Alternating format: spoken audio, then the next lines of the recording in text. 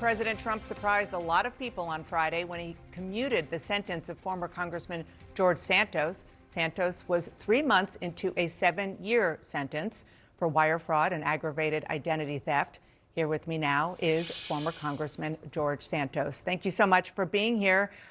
First, tell us about the conversation that you had with President Trump after he commuted your sentence. Thank you for having me, Dana. So, look, as far as having the conversation and its nature, I'll just leave it at the president was very kind, and it was a humbling experience to have the privilege of speaking to a sitting president of the United States. Where I come from, that's just not something that happens, and it's not normal for my family and I. So I'll leave the contents of the conversation private. It's also not normal for a president to commute the sentence of somebody like you who pled guilty to the crimes that you did. So were you surprised that this happened? Did you expect the commutation? I had no expectations. I wasn't even aware until I learned it off of the chyron of mainstream media inside of the prison myself. I had just been released from segregated isolation after 41 days for absolute no valid reason other than retaliatory warden. So sorry, I just wanted... I learned it from the TV. Yeah, so I mean, that's incredible. You were standing in prison, you looked up at television, and that's where you saw that your sentence was commuted? More like I didn't see it. Other inmates saw it and called me over to see it. I was not in the room at the time, and then I made my way to see it. I called my family, and they told me it had happened, but I was not aware. It was a surprise.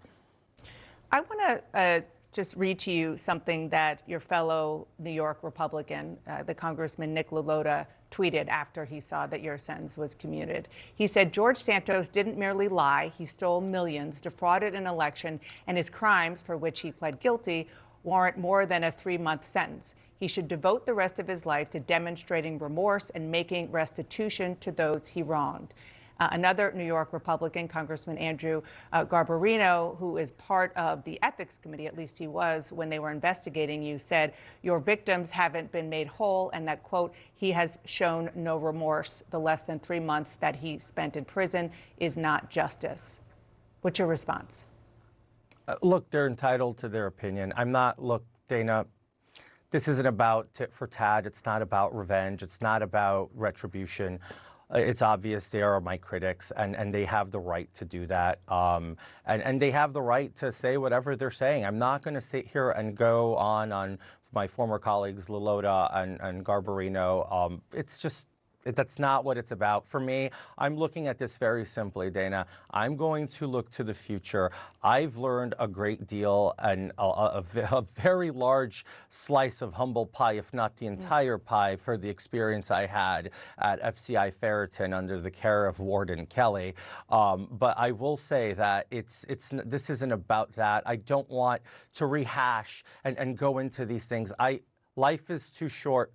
I have been granted a second chance. I have made a very concise decision to apply that for good and use that to make amends with my community, with my friends, with my family, and those who I have left a sour taste in their mouth. And hopefully one day get my critics to at least appreciate that I've turned around and done better with my life. This isn't about, glitter, stars, and glam or going back to Congress. So it's really not. This is a very personal journey and road for me ahead. It is not going to be easy.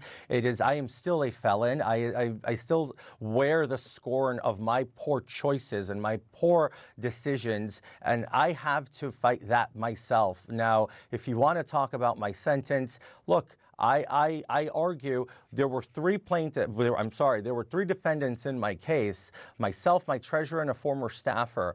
My treasurer gets a 3-year probation sentence, which is appropriate for a first-time nonviolent white-collar crime. I get a 7-year disproportionate sentence that is anything but political if you talk to anybody who really looks at these kind of cases.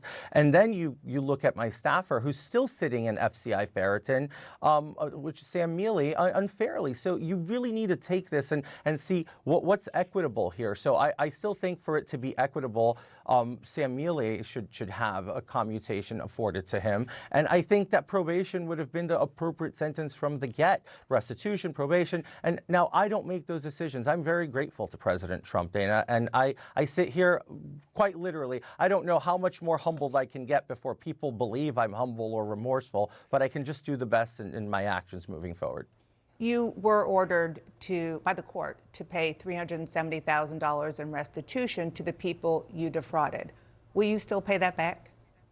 Well, if you really say the people, I just want to be clear with your audience so that we're not misleading them.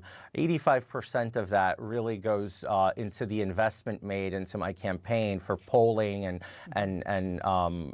TV ads and literature by the National Republican Congressional Committee. The investment was made to win a race. I won that race. There was no fraud there. This is a case we argued with the prosecution, but they needed to inflate the numbers in order to make it a more appealing case for them in federal court, instead of just going after the mishandling of finances, which, by the way, most members of Congress currently who are still serving in both parties who ever have had issues with FEC filings, they pay fines. Nobody actually goes to prison. So it's inequitable in its nature. Well, this is about a fine. I mean, this is about paying money back. And whether you describe them as victims or just donors to the NRCC, what the court said is that they should get their money back. Will you work to try to do that?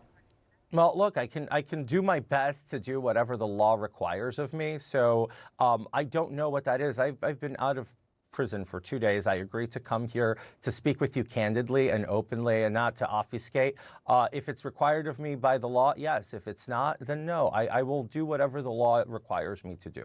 You have said now a couple of times that you feel remorse and you are humbled.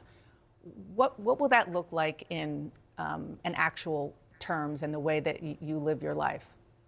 You know, I learned a lot. I met a lot of interesting people. Prison is a place where it's the great equalizer, quite literally. It doesn't matter. I was incarcerated with a billionaire, and I was incarcerated with people who were homeless. And it's a great equalizer, and it's very sobering. And you hear the stories, and, you know, we're just human beings. We go through different walks of life, and we have trouble.